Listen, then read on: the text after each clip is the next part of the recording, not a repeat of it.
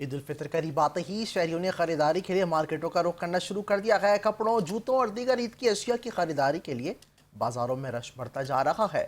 मजीद जानते हैं बशारत की इस रिपोर्ट में।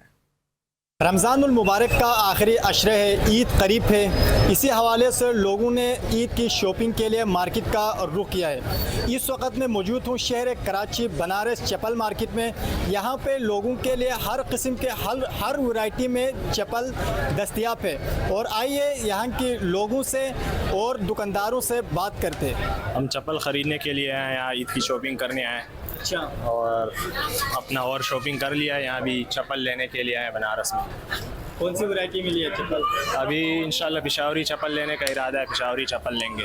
ये आजकल जो है ना ट्रेंडिंग में चल रहा है। अच्छा, ये हो गए, ये आजकल ट्रेंडिंग में चल रहा है माशाल्लाह, इसलिए और आजकल ज़्यादातर जो है ना लोग इसके लिए बहुत आ रहे हैं। कीमतों में क्या फ़र्क नज़र आ रहा है? कीमत तो जो है ना, कीमत इसके जो है ना कम से कम 4,000 रुपये कीमत है। अच्छा। और मार्केट में ले भी ले लोग ले रहे हैं मार्केट में। ये पेट्रोलियम मसनूआत में इजाफा होने की वजह से मार्केट में क्या असर पड़ा? बहुत असर पड़ा हुआ है, बहुत असर पड़ा हुआ है। क्योंकि आजकल जो ये पेट्रोल महंगा हुआ, महंगाई की वजह से जो है ना ये रश कम नज़र आ रहा है। पहले इतनी यहाँ पे इतनी मोटरसाइकिलें होती थी, आजकल 1-2 मोटरसाइकिलें आ जाती है, क्योंकि पेट्रोल की वजह से। तो पेट्रोल की वजह से बहुत हमारा नुकसान हो रहा है। लोगों के जो है ना, आप देख लें कि बाज़ारों में रश वश इतना ज़्यादा नहीं है जितना हिसाब से होना चाहिए। जैसे मतलब पिछले आप देख लें कि पिछले 2-3 साल पहले जिस तरह मार्केट में रश होता था, बंदे के लिए जगह नहीं होती थी पाँव रखने के लिए।